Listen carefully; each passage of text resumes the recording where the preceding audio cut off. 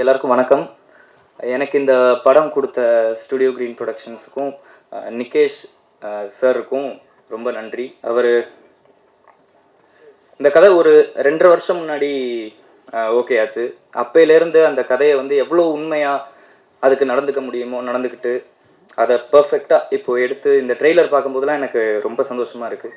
அதை பர்ஃபெக்டாக எடுத்து பெரிய வெற்றி படமாக்கணும்னு நினைக்கிற அவருக்கு வந்து வாழ்த்துக்கள். கண்டிப்பாக நடக்கும்.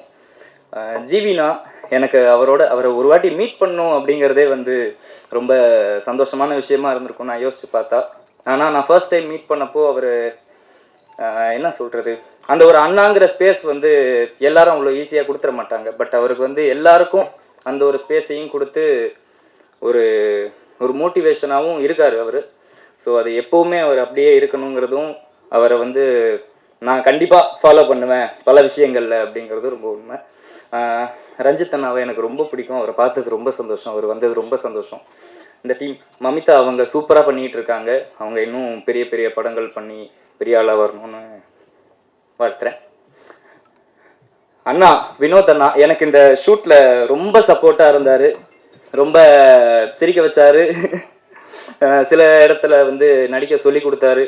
ரொம்ப இல்லைண்ணே சொல்லணும் இல்லை அப்புறம் இல்லைன்னு. அதனால் நம்ம பசங்க சேட்டாஸ் இந்த படத்தால் வந்து எனக்கு ஒரு 4-5 நல்ல ஃப்ரெண்ட்ஸ் கிடச்சிருக்காங்க. ரொம்ப நல்ல பசங்க. பட் அது வந்து படத்தில் தெரியவே தெரியாது, ரொம்ப ரூடாக ரொம்ப குரூஷியலாக இருப்பாங்க. அதனால் எல்லாம் கிரேட் ஆக்டர்ஸ். ஸோ இந்த படத்தில் ஒர்க் பண்ணதுக்கும் இந்த படத்தால் எனக்கு நடக்க போகிற நல்லதுக்கும் ரொம்ப நன்றி நிகேஷ் ப்ரோ, ஜீவினா. தேங்க்யூ. எல்லாருக்கும் வணக்கம். ஜிவி சார் வணக்கம். ரெபல் இந்த படம் வந்து எனக்கு ரொம்ப முக்கியமான ஒரு படமாக இருக்கும். ஸோ இந்த படத்தை எல்லாருமே முன்னாடியே ஸ்டோரி எல்லாருமே தெரியும். நான் தான் லாஸ்ட்டாக வந்து சேர்ந்தேன். இந்த படம் வந்து எனக்கு லைஃப்பில் ரொம்ப ரொம்ப முக்கியமான படமாக இருக்கும். ரஞ்சித் அண்ணா இந்த ஸ்டேஜில் இருக்குது ரொம்ப சந்தோஷமாக இருக்குது. ரஞ்சித் அண்ணா ஆல்ரெடி ஒரு ஸ்டேஜில் நான் சொல்லியிருப்பேன் ரஞ்சித் அண்ணா எனக்கு எவ்வளோ பிடிக்கும்ன்ட்டு. இந்த படம் கண்டிப்பாக நிகேஷ் வந்து ஒரு நல்ல அரசியல் படமாக கண்டிப்பாக பேசியிருப்பார். அட் சேம் டைம் ஒரு நல்ல ஒரு என்டர்டெயினான ஒரு படமாக இருக்குது. என்டர்டெயின்னா லைக் ஒரு படம் பவர் பேக்கடாக ட்ரெய்லர் டீசர் அது சாங்லாம் பார்க்கும்போது உங்களுக்கு தெரிஞ்சிருக்கும் எப்படி இருக்குன்னு சொல்லிட்டு. போகும்போது ட்ரெய்லர்ஸ் நான் சாங் போகும்போது ஆண்டன் ஒரு டவுட் கேட்டார், சார் ஹீரோயின் பேர் என்ன அப்படின்னு கேட்டார். எவ்வளோ டவுட் இருக்குது, ஆண்டன் டவுட் ஹீரோயின் பேர் இல்லை அப்படின்னு கேட்குறாரு. ஓகே ஸோ அதான் ட்ரெய்லர் பார்த்து அண்ணன் அந்த டவுட்டே அதுதான். ஸோ இந்த படம் வந்து எனக்கு இப்படி ஒரு படம் அமைஞ்சது ஸ்டூடியோ எனக்கு ரொம்ப நன்றி. அண்ட் நிகேஷ் ப்ரோக்கு ரொம்ப ரொம்ப தேங்க்ஸ் சொல்லிக்கிறேன். இந்த கதையை எனக்கு முதல்ல இந்த படத்துக்குள்ள நான் வரதுக்கான காரணம் தினேஷ் தான். தினேஷ் நான் ரொம்ப நன்றி சொல்லியிருக்கேன். எல்லாருக்குமே ரொம்ப நன்றி. கேகே அசிஸ்டன்ட் டைரக்டர் டைரக்ஷன் டீம்ல இருந்த எல்லாருக்கும் சரி, அண்ட் ஆக்டர்ஸ் சத்யா நாகா எல்லாமே இருக்காங்க. ஒரு பெரிய டீம் இருக்குது. நாங்கள் வந்து ஆஃப் ஸ்க்ரீனில் வந்து மஞ்சள் வாய்ஸ் ஆஃப் ஸ்க்ரீன் தமிழ் வெர்ஷனில் தான் நாங்கள் இருந்தோம். ஸோ அந்த அளவுக்கு ஒரே ஒரு ஃபேன் இருக்கான் மஞ்சள் வாய்ஸுக்கு. ஸோ ரொம்ப நன்றி. எனக்கு அவ்வளோ பேச தெரியாது, ஜிவி சாருக்கு தான் தெரியும். சார் ஜிவி சார் வந்து எனக்கு ரொம்பவே பிடிச்ச மியூசிக் டைரக்டர் தாண்டி வெயில் படம் வரும்போது அப்போ எனக்கு என்ன வயசு இருக்குன்னு தெரியல, சார் 16 வயசு நினைக்கிறேன். வெயில் வரும்போது அந்த சாங்கில் வந்து ஒரு வெயிலோடு உறவாடி சாங் ஆகட்டும், உருகுதே மருகுது அந்த சாங் ஆகட்டும், எல்லா சாங்கும் அவ்வளோ மெச்சூராக போட்டிருப்பாரு. நான் ஜிவி சார் எனக்கு எவ்வளோ பிடிக்கும்னு இப்போ இருக்கும் படத்தில் ஷூட்டில் ஒரு நாளுமே சொன்னதில்லை. நான் எல்லா மியூசிக் டைரக்டரும் ஆல்மோஸ்ட் ஒர்க் பண்ணிட்டேன். டாப்பில் இருக்க எல்லா மியூசிக் டைரக்டர்ஸுடைய மியூசிக்ஸ்லேயும் ஒர்க் பண்ணிட்டேன். ஆனால் இது எல்லாருக்கிட்டே சொல்லியிருக்கேன், ஜிவி சார் நான் சொன்னதில்லை. எனக்கு பர்சனலாக ரொம்ப பிடிச்சவர் ஜிவி சார். ஃபஸ்ட் டைம் வந்து நம்ம சன் டிவியில் ஒரு ப்ரோக்ராம் இருக்கும். அப்போ வந்து சிக்கு புக்கு சாங் பண்ணான்னு சொல்லிட்டு ஜிவி சார் இன்ட்ரோ பண்ணியிருப்பாங்க. நான் அப்போ ரொம்ப சின்ன பையன். அப்போ ஜிவி சாரை பார்க்கும்போது ஜிவி சார் ஒரு ஸ்மைல் ஒன்று பண்ணியிருப்பார். அந்த ஸ்மைல் வந்து அவ்வளோ க்யூட்டாக இருக்காது. அந்த ஸ்மைல் தான் எவ்ரிடே இருப்பார். எனக்கு ரொம்பவே பிடிக்கும் GV sir. And GV sir வந்து இன்னும் நான் ரொம்ப பர்சனல்னா ஜிவி சார் ரீசெண்டாக என்னுடைய ஸ்டோரி ஒன்று சொன்னேன். நான் சாரிட்ட ஸ்டோரினா கதை இல்லை, லைக் லைஃப்பில் ஒரு விஷயம் ஒன்று சொன்னேன். போட்டோம் அவ்வளோதான், அவள் போய்டும் அப்படின்னாரு. அவங்களோட எனக்கு மெமரிஸ்லாம் சாருடைய மதராஸ்பட்டினம் அந்த சாங்கு. ஸோ பர்சனலாக எனக்கு ரொம்பவே சார் ரொம்பவே பிடிக்கும். ரொம்ப ரொம்ப தேங்க்ஸ் சார். சாருடைய சிரிப்பில் ஒரு கண்ணிங் இருக்குது, கொய்யால இருடா. Love you sir, love you so much. எல்லாருக்குமே ரொம்ப நன்றி. சிவா சார், சிவா சார் வந்து நான் தனு சார் கூட மாறி 2 ஒர்க் பண்ணும்போது எல்லாமே சிவா சார் மோஸ்ட் ஆஃப் கேரவனில் எல்லாத்துக்குமே சிவா சார் இருப்பார்.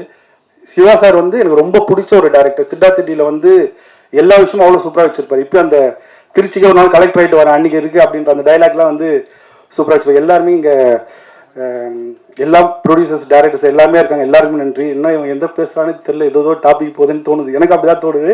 காரணம் எங்கள் ஜிவி சார் தான். Thank you so much. நன்றி. அவசியம் எலெக்ஷன் டைமில் இதுவே வந்திருக்கின்ற அனைவருக்கும் வணக்கம். ரெபல் படம் ஒரு கிளர்ச்சியாளனுடைய கதையாக, ஒரு கலாக்காரனின் கதையாக வந்து நிகேஷ் வந்து முதல் படத்தில் வந்து ஒரு முதல் படம் வந்து இவ்வளோ ஒரு அரசியல் மயத்தோட, அதுவும் இல்லாமல் ஒரு கிளர்ச்சி ஏற்படுத்துகிற படத்தை ஒரு முதல் படம் இயக்குனர் வந்து ரொம்ப நாளுக்கு பிறகு இப்போ நிகேஷ் தான் அதை தொட்டிருக்காரு.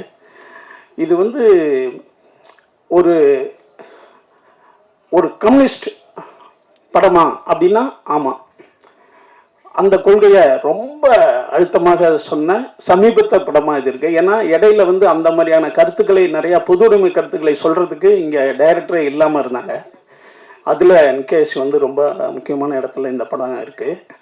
அடுத்து வந்து மொழி வந்து இவ்வளோ ஸ்ட்ராங்காக, அதாவது இப்போ ஒரு தனஞ்சய் சார் கூட சொன்னாங்க பாருங்கள். அதாவது என்னென்னா, ஒரு அந்த பார்டர் ஏரியாவில் வந்து எப்போதுமே ஒரு பெரிய பிரச்சனை இருந்துக்கிறோம், யார் மொழி சிறந்ததுன்ட்டு, எங்கள் ஏரியாவா உங்கள் ஏரியாவான்ட்டு. அந்த ஏரியாவை ரொம்ப ஸ்ட்ராங்காக எந்த ஒரு காம்ப்ரமைஸும் இல்லாமல் இந்த படம் பயங்கரமாக பேசியிருக்கு. உண்மையிலுமே இது வந்து எப்படி மலையாள படங்களில் வந்து தமிழ் ஆள்களை பாண்டி பயல்களை அப்படின்வாங்க, இங்கே தமிழ் படம் எடுக்கும்போது வேற ஒன்று சொல்லுவோம், தெலுங்கு பெல்டி இந்த மாதிரிலாம் சொல்கிற ஏரியாக்கள் இருக்கு இல்லைங்களா. இது வந்து எப்போதுமே ஒரு அதாவது ஒரு சமூகத்தில் நிகழ்ந்துக்கிட்டே இருக்கும். அதை வந்து ரொம்ப பிரமாதமாக சொல்லுது. குறிப்பாக வந்து இதை ஒத்துக்கிட்ட ஜீவி வந்து மிகப்பெரிய ஒரு தைரியசாலியாக எனக்கு படுறாரு. ஏன்னா நிச்சயமாக இந்த கதையை ஜீவி கிட்ட மட்டும் வந்திருக்காது. இது வந்து நிறைய ஹீரோ கிட்ட எனக்கு தெரிஞ்சு போயிருக்கா என்னன்னு தெரியல, டைரக்டர் தெரியும். நிச்சயமா எந்த ஹீரோவும் ஒத்துருக்க மாட்டாங்க. ஐயோ ஏன்பா நீங்க வேற, அங்கே எனக்கு பிசினஸ் இருக்கு, இது கெட்டு போவோம், அது இதுன்ட்டு. ஆனா இது சொல்ல வேண்டிய ஒரு விஷயம். அது இந்த விஷயத்தை சொல்ல வேண்டிய ஒரு விஷயம். ஆனா நிறைய ஹீரோ இதை பயந்துருப்பாங்க. அதுக்கு ஜீவிக்கு என்னுடைய வாழ்த்துக்கள். ஏன்னா ஜீவி வந்து சாதாரணமா ஒரு நடிகராகவோ, ஒரு மியூசிக் டைரக்டராகவோ, ஒரு தயாரிப்பாளராகவோ மட்டும் இல்லாம சமூகத்தினுடைய நிகழ்வுகளை, சின்ன சின்ன நிகழ்வுகளையும் கவனிக்கிற ஒரு அருமையான ஒரு சிறந்த மனிதனா ஜீவியை நான் பார்க்குறேன்.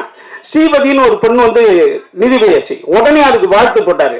அடுத்தது பார்த்தீங்கன்னா, ஒருத்தவன் சட்டம் எனக்கு இல்லைன்ட்டான், உடனே அவனுக்கு வாங்கி தர்றாரு. ஒருத்தவனுக்கு பணம் இல்லைன்ட்டாரு, 75 ரூபா அனுப்புறாரு, 75,000 ரூபா அனுப்புறாரு. இப்படி ஒரு சின்ன சின்ன நிகழ்வுகளையும், ஏன்னா சமுதாயத்தில் எல்லாம் வந்து பேசுறது ரொம்ப ஈஸி தான். எல்லாரும் என்ன நல்லா இருக்கீங்களா, நல்லா இருக்கீங்கன்னு சொல்றது பிரச்சனை கிடையாது. ஆனா நல்லா வாழ வைக்கிறது இருக்குல்ல, அது எல்லாராலையும் முடியறது கிடையாது. அது சிலரால் முடியுது. எது பேசணும், அதான் ஜல்லிக்கட்டு பிரச்சனை இல்லை. இப்படி ஒவ்வொரு சமூக பிரச்சனையிலையும் தன்னை இணைத்து கொண்டு போறதுனாலதான் இந்த ரெபல் படத்தில் நடிக்க முடியும். இல்லைன்னா நடிக்க முடியாது. ஏன்னா திரையில் மட்டும் நான் வீரன், திரையில் மட்டும் நான் சிறந்தவன், திரையில் மட்டும் நான் ரொம்ப நியாயவாதி அப்படின்னு பேசுறது இங்க முக்கியம் கிடையாது. வாழ்க்கையிலையும் ஒருத்தன் வாழணும் இல்லையா, அவனால்தான் இந்த படத்தை நடிக்க முடியும். அதனாலதான் ஜீவியால இதை நடிக்க முடிஞ்சது. ஜீவி வந்து நம்ம தம்பி சொன்ன மாதிரி, அவர் அப்துல் கமீர் சார் சிகப்பு குறையில் பாட சொல்லும்போது ஒரு கூச்சத்தோட ஒரு சிரிப்பு சிரிச்சுக்கிட்டு இருப்பாப்புல. அந்த சிரிப்பு இன்னும் ஜீவிக்கு இருக்கு. அந்த கூச்சத்தோட ஒரு சிரிப்பு, ஒவ்வொருத்தவங்களுக்கும் ஒரு சிரிப்பு இருக்கும். அது கூச்சத்தோட ஒரு சிரிப்பு உள்ளவர் தான் ஜீவி.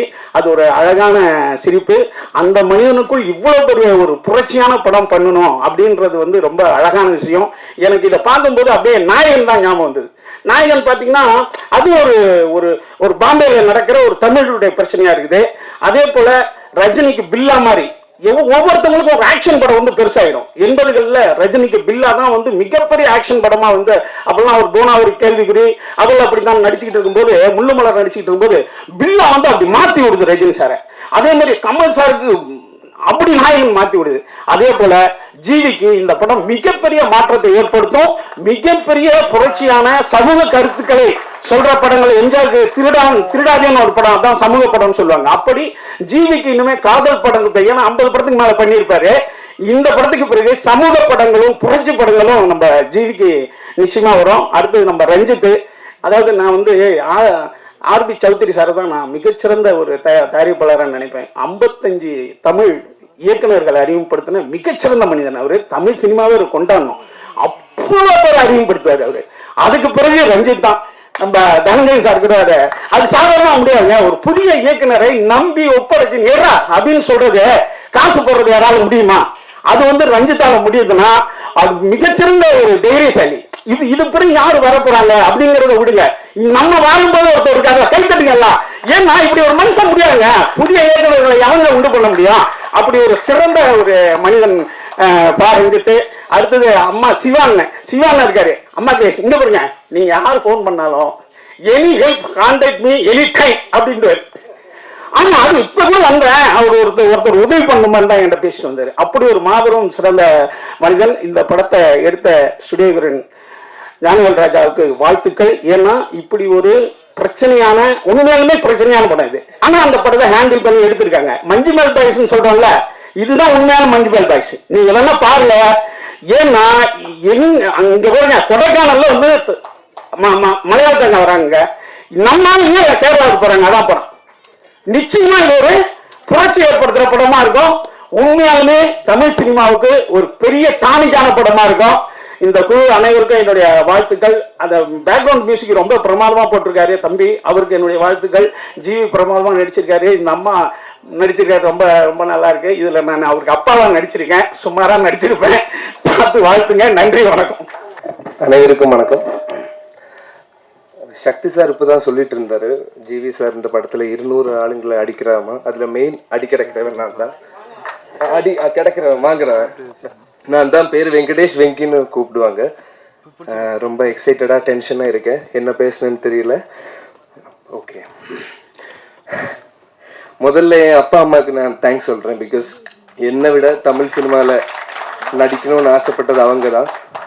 ஸோ அதனால இவ்வளோ பெரிய ஒரு ஆப்பர்ச்சுனிட்டி, இவ்வளோ பெரிய பேனரில் இவ்வளோ செம்ம கேரக்டரில் நடிக்க கிடைச்ச வாய்ப்பு கொடுத்ததுக்கு ரொம்ப நன்றி. பரஞ்சித் சார், தேங்க்யூ. உங்கள் மிகப்பெரிய ஃபேன். சர்பட்டையெல்லாம் எவ்வளோ தடவை பார்த்துருக்கேன்னு எனக்கே தெரியல சார். அப்புறம் மேடையில் இருக்கிற அனைவருக்கும் வணக்கம். எஸ், ஸோ எனக்கு ஃபஸ்ட்டு கால் கொடுத்த பினுவுக்கு நான் ஃபஸ்ட்டு தேங்க்ஸ் சொல்கிறேன். பிகாஸ் ஒரு ஹோப்லெஸ்ஸான சுச்சுவேஷனில் அவர் வந்து எனக்கு ஒரு கால் கொடுத்தாரு, இந்த மாதிரி ஒரு படம் இருக்காமா. முதல்ல நான் எதுவுமே சீரியஸாக எடுத்துக்கல. பிகாஸ் அதுக்கு முன்னாடி ஒரு 2 படத்துல இருந்து என்ன தூக்கி எறிஞ்சிட்டாங்க. ஸோ நானும் நினச்சேன் சும்மா ஓகே ஃபைனலாக பார்த்துக்கலாம். சரி, போக போக போக நானும் நினச்சேன் ஓகே சீரியஸாக போகுது, ஸ்டுடியோ கிரீன் படம், ஜிவி சார் படம். சரி, ஷூட் ஸ்டார்ட் ஆகிற வரைக்கும் எனக்கு அவ்வளோ ஹோப் இல்லை. ஸ்டார்ட் ஆனதுக்கப்புறம் ஓகே எஸ், தமிழ் சினிமாவில் நடிக்கிறோண்டா, ஜிவி சார் கூட நடிக்கிறோண்டா அப்படின்னு நினைக்கிறேன். அப்புறம் I would like to thank Arun.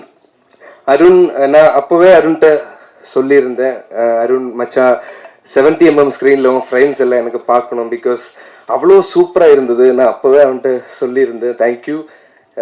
நானும் பார்க்க நல்லா தான் இருக்கேன். இதோ பார்த்தீங்களா, அதுதான் தாடியெல்லாம் வச்சுட்டு இருக்கேன். கொஞ்சம் கெட்டப் சேஞ்ச் இருக்கட்டும்னு நினச்சதா இப்படி வந்திருக்கேன். அப்புறம் அப்புறம் எனக்கு என்னோட காஸ்ட் அண்ட் க்ரூவை நான் தேங்க் பண்ணோம். கல்லூரி வினோத் அண்ணா, ஒவ்வொரு சீன் இருந்தாலும் நான் அவர்கிட்டையும் போய் நான் ஹெல்ப் கேட்பேன், அண்ணா ஏதாவது ஆட் பண்ண முடியுமா. அவர் நிறைய ஹெல்ப் பண்ணி கொடுத்துருக்காரு. ஆதித்யா, ஆண்டனி அண்ணா. அப்புறம் மம்மி நான் இதுக்கு முன்னாடி நடிச்சிருக்கேன். நான் ரொம்ப happy, I am proud of you. உன் வளர்ச்சியில் எனக்கும் ரொம்ப சந்தோஷம். மலையாளத்தில் சொல்ல வேண்டியதுதான், கொஞ்சம் பில்டப்பாக இருக்கட்டும் தான் தமிழில் பேசுகிறேன். அப்புறம் லாஸ்ட் பட் நாட் லீஸ்ட், இல்லை அதுக்கு முன்னாடி இன்னொருத்தர் இருக்காரு, ஜிவி சார். வணக்கம் சார். சார் ரொம்ப சந்தோஷம், உங்கள் கூட என் ஃபர்ஸ்ட் படம் தமிழில் ஆமாம் இன்ட்ரடியூஸ் ஆகிறதில்ல. ஒன்று மட்டும் நான் அவரை பற்றி சொல்லிக்கிறேன். நான் என் ஃப்ரெண்ட்ஸுக்கிட்டே சொல்லுவார், மல்டி டேலண்டடான பர்சன். பிகாஸ் வந்து நடிக்குவார், நடித்ததுக்கப்புறம் அப்படியே சைடில் மாறி நின்று அதான் எனக்கு கிடைச்சிருக்கிற டைம். ஓகே, மாறி நிற்கும்போது நான் தான் போய் பேசுவேன், ஹாய் சார் எப்படி இருக்கீங்க. ஸோ அப்புறம் அப்படியெல்லாம் பேசின உடனே அப்போ நான் இப்படி பார்ப்பேன், என்ன பார்த்துட்டு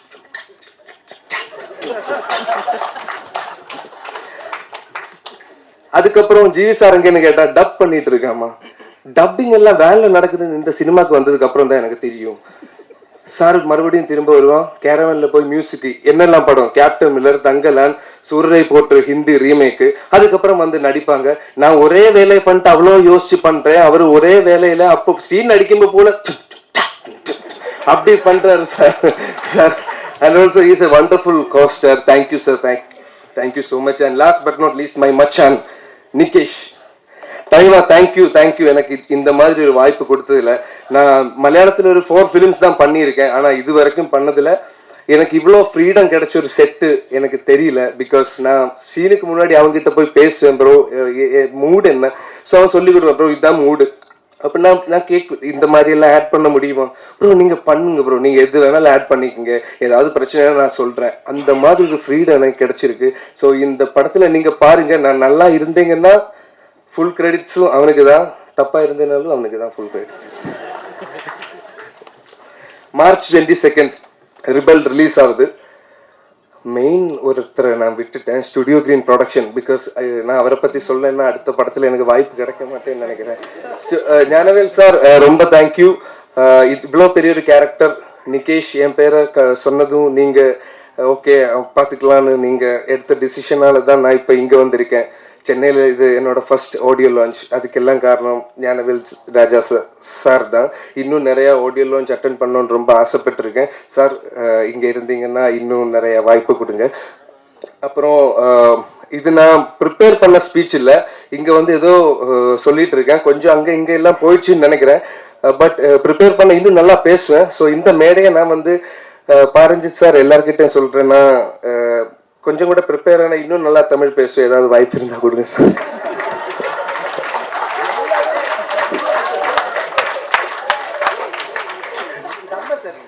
தேங்க்யூ சார். சார் அதான் இந்த மேடையை நான் என் வாய்ப்புக்காக ஆமாம் நடிக்கிறது தான் எனக்கு அவ்வளோ இஷ்டம். எனக்கு சினிமானா ரொம்ப பிடிக்கும். எனக்கு நான் சினிமா இல்லைன்னா என்னால் முடியாது. ஸோ ப்ளீஸ் இந்த படம் நீங்கள் பாருங்கள். நீங்கள் இந்த படத்தை ஹிட் ஆக்குனேன்னா எனக்கு இன்னும் வாய்ப்பு கிடைக்கும்னு நான் நினைக்கிறேன். பாருங்க சார். தேங்க்யூ.